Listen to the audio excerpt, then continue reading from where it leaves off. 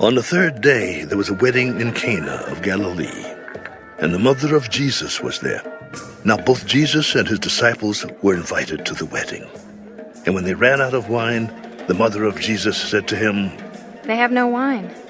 "Woman, what does your concern have to do with me?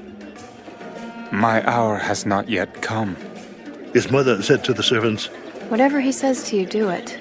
Now there were set there 6 water pots of stone, according to the manner of purification of the Jews, containing 20 or 30 gallons apiece. Fill the water pots with water. And they filled them up to the brim. Draw some out now, and take it to the master of the feast. And they took it. When the master of the feast had tasted the water that was made wine, and did not know where it came from, but the servants who had drawn the water knew, the master of the feast called the bridegroom. Every man at the beginning sets out the good wine, and when the guests have well drunk, then the inferior. You have kept the good wine until now.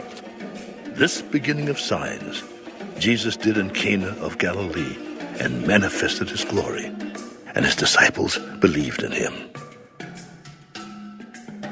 After this, he went down to Capernaum, he, his mother, his brothers, and his disciples, and they did not stay there many days. Now, the Passover of the Jews was at hand, and Jesus went up to Jerusalem. And he found in the temple those who sold oxen and sheep and doves and the money changers doing business.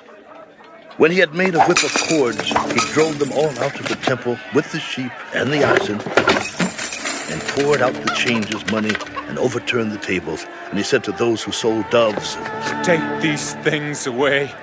Do not make my Father's house a house of merchandise."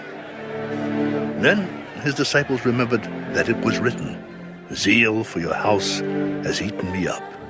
So the Jews answered, "What sign do you show to us, since you do these things?" "Destroy this temple, and in 3 days I will raise it up." It has taken 46 years to build this temple. And will you raise it up in 3 days? But he was speaking of the temple of his body. Therefore, when he had risen from the dead, his disciples remembered that he had said this to them. And they believed the scripture and the word which Jesus had said. Now, when he was in Jerusalem at the Passover during the feast, many believed in his name when they saw the signs which he did. But Jesus did not commit himself to them, because he knew all men, and had no need that anyone should testify of man, for he knew what was in man.